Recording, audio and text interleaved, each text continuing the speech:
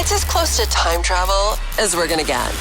This Week in Music History with Marty Miller. It's kind of funny. You take a wee break for a few weeks for some holidays, and then you come back to the podcast, and then you go, how do I do this again? Basically, this is a fast move through time, and we do it every single week here. And you can get the podcast wherever you get your podcasts from. For example, where you've gotten it right now. Thank you for listening. My name is Marty Miller. This is the week of September 1st to 5th in music history. Through the decades. 1989, a scary time this week for Sharon Osbourne. He's got his underpants on. I thought he was ready for bed, and suddenly he just said, "We've made a decision." In 1976, this week, the Sex Pistols got a shot on television and told everyone to... Get up! And it was bye-bye to an old ledge this week in 2023. Zipping through a week in a matter of minutes. This Week in Music History, the podcast. 1977, Blondie, featuring former Playboy Bunny Deborah Harry, signed their very first major record company contract with Chrysalis Records. In fact, they were with them till the very end. Well, first time round. Why did Debbie Harry decide to become a Playboy Bunny, though? I guess I wanted to rise to the challenge. I don't know. I think it was something that was left over from a friend of my parents who was a member of the Playboy Club, and he always made it seem so exotic and so exciting. And I also thought that it would be a good way to make money, which it was. So I tried it. I think I worked there for 8 or 9 months. And what was it like? Because Gloria Steinem very famously wrote about how ghastly it was, having that little puff on her bottom and the ears. How did you cope with it? Well, I mean, I like to dress up, so that didn't really bother me. 2016, a blue plaque marking the very first home of Freddie Mercury when he arrived in England was unveiled. The family moved into the home in West London after they left Zanzibar in 1964. The streets of Feltham were a far cry from what the teenage Freddie Bolsara, as he was known then, was used to. His father worked for the British government in Africa's Zanzibar, and when there was revolution there, they fled for their safety to here. One word, it was cold. Yes, we did find a massive change for that. Also, different environment, the houses look different, shops, everything really. In 1965, this week, the Doors recorded their first demos at a jazz studio in Los Angeles. Jim Morrison had written songs. This is the band's Ray Manzarek telling the story of meeting on a beach. It's Venice Beach, actually, in LA. Writing songs, huh?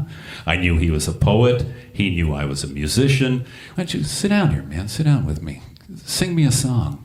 And he had, listen, I don't have a very good voice, man. I said, oh, come on, you do too. You know, what's it? You know, you can sing. Bob Dylan doesn't have a good voice. And he starts to sing Moonlight Drive. This Week in Music History, a week in less than 10 minutes. 1989, Ozzy Osbourne was charged with threatening to kill his wife, Sharon. He was released on the condition that he would immediately go into detox. The case was later dropped when the couple decided to reconcile.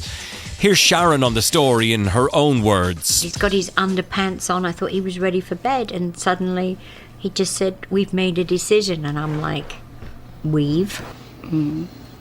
"Yes, and you've got to die." And I'm like, "Okay, all right." And so what did he do then? He lunged on me and, got me down to the floor and started strangling me. And that was like someone putting a red-hot poker through the middle of my spine, It was like, it was my worst. And that didn't stop me drinking. I know. Why didn't that stop you drinking? I don't know. In 2005, you remember Hurricane Katrina destroyed New Orleans. Well, the blues musician Fats Domino was missing in those floods. The 77-year-old singer had been reported missing, but then they found him alive. That was this week in 2005. 3 days after he was reported missing, it was confirmed Fats was alive. New Orleanians are famous for sharing stories, and the harrowing account of how Fats had escaped Katrina quickly spread throughout the battered city. Finally, some good news. Fats was rescued out of his bedroom window by the NOPD, the New Orleans Police Department, by boat. The water was 10 to 15 feet outside of his house. We lost Walter Becker in 2017 this week, co-founder and guitarist for the band Steely Dan. He was just 67. Guitarist Walter Becker has died. The Steely Dan co-founder passed away Sunday. The announcement was made on his website with an image of him as a child next to one of him as an adult holding a guitar. According to Billboard, Becker missed 2 recent Steely Dan performances. The group's lead vocalist Donald Fagen told Billboard Becker was recovering from a procedure. Zipping through a week in a matter of minutes. This week in music history, the podcast. 1976, Sex Pistols make their television debut and they appeared on the Granada television program So It Goes. They appeared on camera screaming at the audience.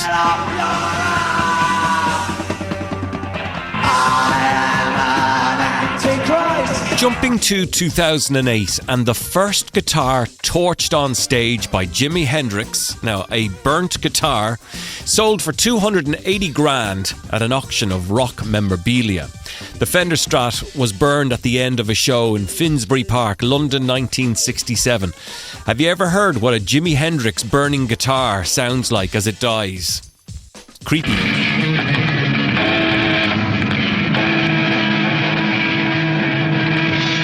2023 this week, after suffering from Parkinson's for years, Gary Wright died at the age of 80, responsible for this brilliance. And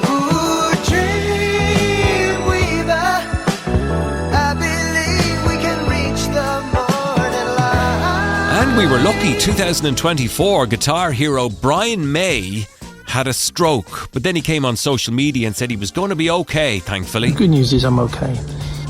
Just doing what I'm told, which is basically nothing. I'm grounded. 1968, on their first ever visit to the UK, Doors appeared on Top of the Pops. They did Hello, I Love You live on the TV show. It sounded like this. Hello, I love you, won't you tell me your name?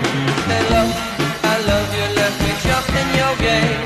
Hello, I love you, won't you tell me your name? And finally, in 2016, an asteroid was named after Freddie Mercury to mark what would have been his 70th birthday. The Queen frontman had his name attached to asteroid 17473, which was discovered in 91, the year, of course, Freddie died. Here's more from Brian May. Hi folks, it's Brian here. The International Astronomical Union's Minor Planet Centre has deemed it their duty and their pleasure to name an asteroid after Freddie. It will be called Asteroid Freddie Mercury, all one word, and it was discovered in 1991. And this is to honour Freddie's 70th birthday. And that is a look at this week in music history. That was September 1st to 5th. My name is Marty Miller. Thanks for checking out the podcast. We'll do it all again next week with another week through the decades. This week in music history, a week in less than 10 minutes.